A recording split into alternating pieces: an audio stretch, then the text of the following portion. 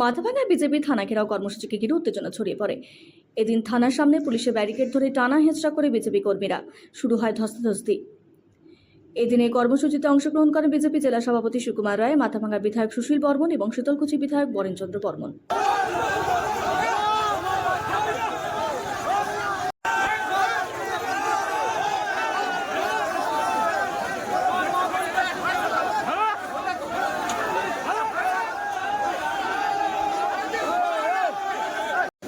আরজি করের মহিলা ডাক্তার যেভাবে ধর্ষণ করে খুন করা হয়েছে আর তার ধামাচাপা দেওয়ার জন্যে স্বয়ং প্রশাসন এবং মুখ্যমন্ত্রী আর ধামাচাপা দিতে চাইছে।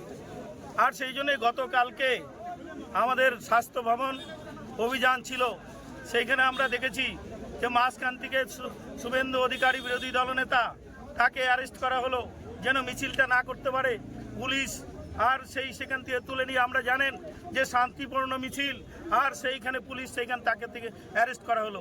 সেই জন্য সারা পশ্চিমবঙ্গব্যাপী সারা রাজ্যে বিজেপি আর থানা ঘেরাও কর্মসূচি আয়োজন করেছিল।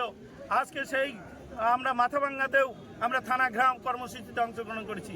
আজকে পুলিশ যেভাবে ভারতীয় জনতা পার্টির কর্মীদের উপরে আর যে কোনো কেস হলেই তাদের অ্যারেস্ট করে ভিতরে ঢোকায়, কিন্তু তৃণমূল কংগ্রেসের বিরুদ্ধে কেস করলে ভারতীয় জনতা পার্টির যারা কেস করে তাদেরই অ্যারেস্ট করে, এইটা চলতে পারে না।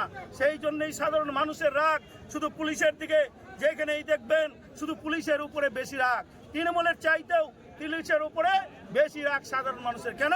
পুলিশই আজকে তৃণমূলটা চালাচ্ছে।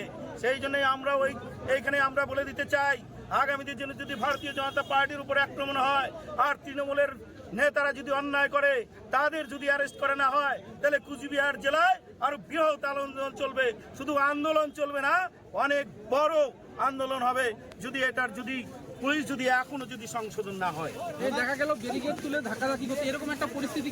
আমরা তো শান্তিপূর্ণভাবে বলছিলাম, শুধু ব্যারিকেডটা কেন, ব্যারিকেড ছেড়ে দিয়ে গেট পর্যন্ত যেতে দিন, কিন্তু এখানকার পুলিশ এত নির্লজ্জ, তৃণমূলের দালাল যারা গেটটা পর্যন্ত আমাদের পৌঁছাতে দেয়নি।